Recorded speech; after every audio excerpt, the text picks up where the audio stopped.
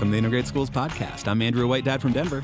And I'm Val, a black mom from North Carolina. And this is Season 12 Kickoff. What now? Val, we are back. Season 12, launching. Here we are. We are still here, folks. We are still here. Absolutely. The world is a wild place right now. Yeah. But we are here to keep having nuanced, thoughtful conversations about race and parenting and segregation in our education systems. For sure. And, we're committed to those conversations, but we recognize there might not be as much safety in having the conversations. Yeah. Yeah. It's a scary time, for sure. The world is a wild place. But we thought we'd launch the season with a little reflection on where we are personally, where we are as a country, and some thoughts about what now, what comes next. That sounds good. Full disclosure, it's been a little tricky to relaunch this season because it feels like the world is in a wildly different place. The world calls for wildly different things. And certainly I am not entirely sure what those different things are or what it looks like. So we're just going to keep having conversations here and sharing thoughts with you all and hopefully hear from you all what you think this space should be or needs to be in this current context. I do think it's important for us to continue these conversations, but more important than ever, we have to hear from people about where they are and what they need. And so we really mean it when we say reach out and talk to us, because it helps us stay connected to you all and what's really happening in your communities. Yes. So listeners, we want to hear from you. What things are on your minds? What are you grappling with as this school year starts? We have both started what I think will be somewhat influential years for us. Val, you've got a senior in high school now. I starting do. to think about the college process and a junior. How has the year started? We had a wild summer, just in terms of like home improvements, and so nothing felt normal this summer. But what has felt normal is the kids are back in school. Yep. And I've been kind of mentally and emotionally preparing for senior year for a couple of years now. I think once you enter high school, you know it's coming. And I am keeping a little spreadsheet for you for budgeting purposes so that you know all of the things that are coming. It's expensive. We are actively doing the college search, which is exciting and nerve-wracking. We were on the way to visit a college this weekend, and my friends were like, "Are you going to cry?" I was like, "Why would I cry for going on a college visit?" And then in the car, I'm like, "I think I'm about to cry. Why am I about to cry?" What is because this? one of these places, Yeah. I will drop my child off and say good luck, and it happened way too quickly. So it's me both trying to be present in this year, and also you can't only be present in senior year because you also have to help transition to the next. So I'm doing my best. It's a lot. Parents would say it's a lot, but it's a lot. It's a lot more than just school. Yeah. My junior is doing great. I am thankful at this point in their lives that they are so close because we can do some things at the same time. Yeah. Right. So for every visit that he goes on, she can also see the campuses. They both took the ACT on the same day. So I am really appreciative of that. But it's a lot. Yeah. How are you thinking about that choice for college? I mean, we talk a lot about, choices for elementary school, for middle school, for high school. You've obviously said a number of times your choice for a spot that is not going to murder the spirit of your children these younger eras. How does that show up in your thoughts about colleges? Yeah, you just made me want to journal some of these ideas. I will say that I have a 10-point rubric, like a 10-category rubric. Of course you do. Of course I do. That we take on these trips because I do want to focus on what's important. So we have the categories, we have the percentages, we have our observations and the conversations that he's having with the people in the building. And so that is helping approach this in an objective way. But I think it will, the rubric will have to change for my daughter in terms of what feels important to her. And I didn't have this conversation with my parents when I was attending college as intentionally, but there are also things that I'm thinking about that I want them to be aware of. So if you move to XYZ state, what does it look like to be a resident of this state for the next 4 years? Like, what does the leadership look like there? What type of resources will you have access to? Like, that is something that I'm thinking about very deeply now. Like, will you have access to healthcare in this state? Will you have access to the type of educational programs that you want to learn in this state? And so I think those are all part of the background for me and the conversation that I am certainly having with myself, but I brought that up on our last visit. Yeah. What other things are on your rubric? What are the things that you guys are thinking about in terms of prioritizing, wanting to achieve? And obviously the conversation shifts pretty dramatically, I think, when you start talking about athletic scholarships, you start talking about the cost of secondary education, all those things. Yeah. It is very, very, very expensive to even to find a school, much less to actually pay to go there. It's very expensive. And something that I will say that I did not know until I got to college and undergrad, that people actually paid for college, because my mother always said, you're not going to college unless you get a scholarship. I equated scholarship with admission. No, like scholarship equaled admission. I had no idea people were admitted without scholarships. I didn't know that was a thing until I got to college. The people my children will be around and get support from, that's major on the rubric. And the academics is the other large category in general. And then career prep and alumni network. Like, what network will you be able to access as a result of going to this school? What I think my children have a very clear idea on, without it being a part of the rubric, but it's probably in the vibe check category, like the overall vibe. There's an overall vibe category, is really whether or not they have a sense of belonging.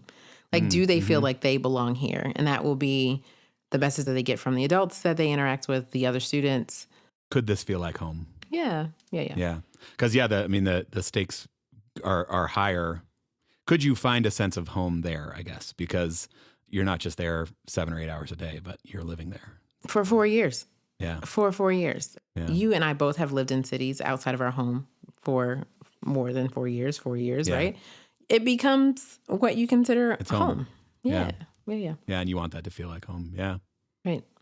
Yeah. Well, it would be interesting to see how the journey goes and where he ends up. Nice to have a lot of good options available to him, though. Yeah. As a parent, I'm going through the roller coaster of emotions. Yeah. Already ordered the cap and gown. Woo. So how about you? Yeah, also a lot of emotions. My youngest started middle school and my oldest started high school this year. So a lot of big feelings in the house leading into the school year, but they have both settled in well. My oldest is in high school. She's actually in the same building. The building has a middle school in it. They're different schools, but they share a building. So there's a lot about the school that feels familiar. And she knew some of the upperclassmen, so she got to freshman academy, and the two upperclassmen who were running it were people that she had known from being in the musical last spring. So that felt good. And she knows a couple of the teachers. She really likes the principal. It is definitely, by many, considered a quote unquote bad school. It has been struggling for really a long time, probably since court order desegregation ended, actually. But there are so many opportunities. I'm just like shocked by the things that are available to her. It's a relatively small school. There's 400 kids. Oh, that is a small school. For the whole high school. Wow.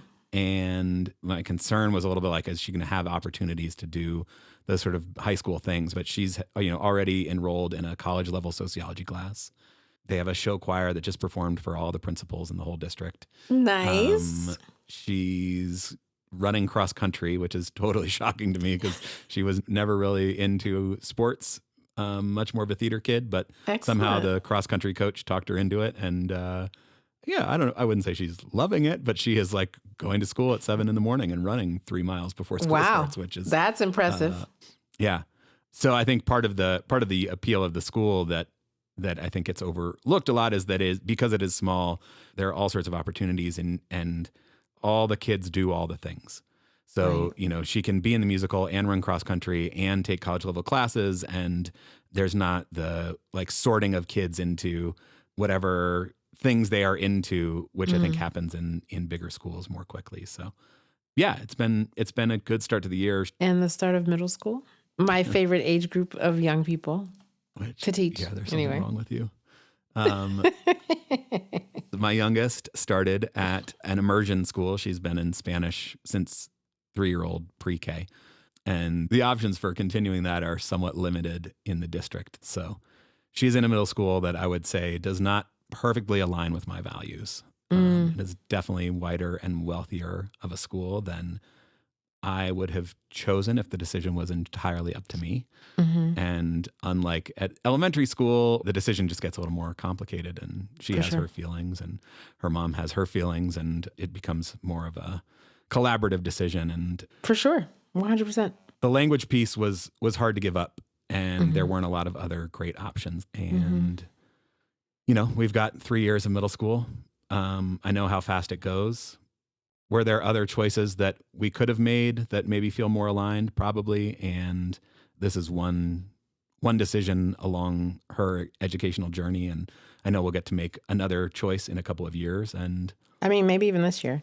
Or maybe even this year. Yeah. Yeah. I want to say that I am listening and not judging. What I want to say and to remind all of our listeners is that the work still continues regardless on where you go to school, because again, sometimes that's out of your control, but every other conversation that you have is within your control. And so, and I'm sure there's some dope teachers at that school. Yeah. And I'm still, looking for ways to get involved and get connected and understand the community better and figure out where I can plug in and where I can contribute to the community.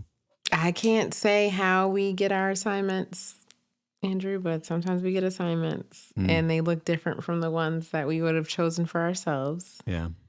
And this is your middle school assignment right now. Yep. And you'll learn a lot, and your daughter will learn a lot.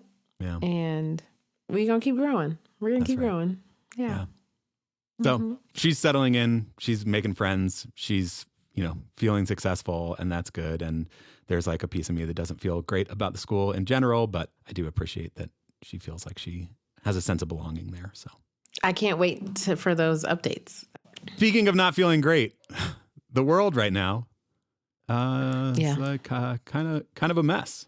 It is requiring so much resolve to not get sucked into a place of despair and to still feel like there's things that can be done to benefit everyone. It's hard not to lose hope, but as long as you are breathing, you can do something. Yeah. There is a lot to be concerned about, particularly, when it comes to education. We've seen the Department of Education have massive cuts on its way to being largely shut down. Many of the functions that the Department of Ed served around things like data collection have just stopped entirely. We've seen the Office of Civil Rights abandon so much of the work that was important to focus on things like reverse racism or, quote unquote, gender ideology, statewide mandates around things like the 10 Commandments in school, around, revising history lessons, huge, just like massive attacks on LGBTQIA community and particularly on trans kids, and an attempt to sort of erase trans identity entirely. The national voucher program in the budget reconciliation bill that passed over the summer feels like a real threat to public education broadly. ICE raids, keeping kids home, kids not knowing if their parents are going to be home when they get back from school. Shout out our chapter leader in DC, posted in our Slack about some of the challenges that they're dealing with the current occupation of DC. AI upending how we think about work and how we think about education. There is a lot to be concerned about right now. Yeah. Dude, if anybody's still listening, thank you. You're not lying, though. There's a lot to be concerned about, and it is easy, like you said, to potentially lose hope. But I think there are still some pieces of hope to cling to and some ways to activate that really do actually make a difference. To me, it seems like in this moment, building community locally feels like a huge and worthwhile place to put energy and focus and attention, because it is those local relationships, it is the community that we can build together that is the thing that will sustain us through the challenges we are currently facing. I just want to give a preemptive shout out to educators who are still trying to teach our children in these circumstances. And when you mentioned community, I think it's even more important to show your support for Yeah. the community of people who are teaching your children. We had a tragic fire in our neighborhood recently, and we were standing outside. It was a couple of houses down. One of the children goes to the elementary school in the neighborhood, and so typically he takes the bus. But the school was responsive and did not want to drop the kid off on the bus while his house was on fire. And so we're all standing outside watching the firefighters try to do their best to save the home and put out the fire. The principal walks up with the kid. The principal walked the kid home and was there with the parents in that moment to kind of help with that transition. So in addition to the significant disruptions in our way of life, school, staff, employees, administrators, educators also are dealing with the day-to-day traumatic things that can happen to their young people. And those day-to-day things that would have happened anyway are on top of all of these other disruptions, whether they're cuts in funding, whether they're censorship, whether they're ICE raids at schools, right? We are living it, and it's still hard for me to wrap my head around the fact that I am a human being in this moment in this society, because I think I'm just still in a perpetual state of shock, you know? I hope my blood pressure's okay. Yeah, I think that idea of community and, teachers, administrators are there to care for our kids. And so that looks different depending on the context, what kids need to be cared for, I think also, and we'll have an episode about this coming up soon, but the thought of all the places that are outside of school that education can happen and the ways that community can rally around those places as the government becomes less reliable, both to actually provide education, from a funding standpoint, in terms of, vouchers, in terms of cutting national funding, in terms of withholding funding that's already been appropriated. That's one challenge that's happening to the public education system. Simultaneously, certainly in a lot of states, you're having challenges to the content of what that education can be. And I think we need to, be rallying to fight for that and be speaking up for honest, accurate, fully funded education, public education system that is actually telling the truth. Like, those things are really important to continue to do. And there are places outside of school that kids gather. There's the Boys and Girls Clubs, there's libraries, there are after school events, there are places where kids are that we can also focus our support and our energy towards making sure that those spaces can be places where education continues. That's something I think the Black community has done forever. And there's probably some good lessons to be learned from that. Yeah. I think another thing that you didn't name, but is inherent in the list of issues that we are facing, is the desire to keep groups separate, right? Yeah. To create division where there isn't currently, or there's no reason for there to be, to push the narrative that it's not worth it to try to figure out how to get along. Yeah. I was terrified that the pandemic was going to be a time where we would choose our silos more regularly. And I think people fought really hard to not do that. There are folks who said, no, we can't rest in our silos. And I think that's what we need to continue to do, not rest in these siloed places. Yeah. I think that's another place where building community locally is really potentially powerful, because certainly trying to do that in a social media ecosystem that is designed to further silo us all the time is a losing battle, I think. But yeah, what's your relationship with social media right now? I'm curious. I spend a bit of time on LinkedIn, and that's about it. It's popping over there. When we first met, that was a major place in which I found and cultivated community. Yeah. And currently, I can't be there for too long unless I'm watching very fascinating cleaning videos all about those. Put that dirty rug down there and get it clean. That feels good. I feel like there was something about your sort of social media community that you built, hashtag clear the air, that was working counter to the algorithm a bit.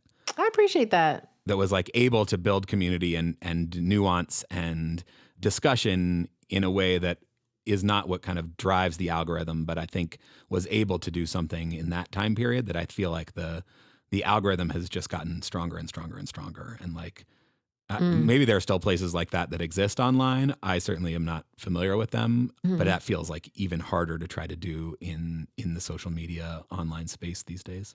Yeah, no, I'm accepting of that feedback around what we were able to do in that space. I will say that being less active in social media has enabled me to be in situations where I am in the room with the same folks that I either would agree with or disagree with, and be present with them in a way that it's just impossible when you are behind your screen. Right. And I think in those moments, the world feels a little less crazy, just a little, just a Yeah. little. I might even say a lot less crazy. The most extreme version of people Mm-hmm. online just doesn't seem to show up in the same way in person. And I think, one of the challenges of this moment is that there is so much less in person and so much more online. Right.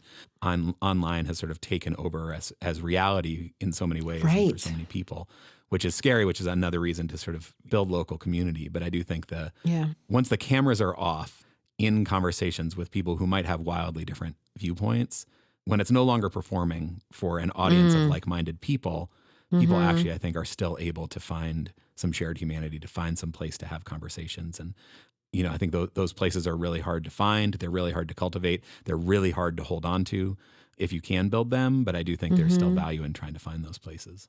Yeah. I believe in us in that. And I do think that that's how we're going to make it to the other side of whatever this is right now, because we're still parents trying Right. to create the best world that we can for our children.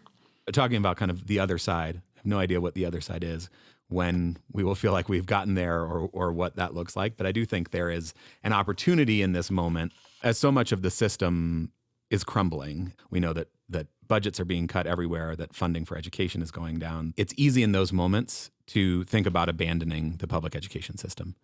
You're looking at a public education system that is, continually being underfunded. There's just not enough investment in education. And then the investment that we are making in some places certainly seems to be counter to teaching an honest history of the country, to preparing kids for the world that they are actually going to inherit.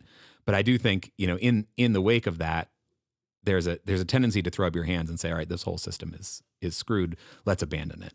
It's time to go, off on my own and go to private school or homeschool or whatever it is. And I think, people are going to make the choices that they are going to make in these hard moments. But I think there's an opportunity right now to think about, what do we actually want from our education system? What do we actually want it to do? And one of the things that has undermined equity in a lot of places is the idea of local control.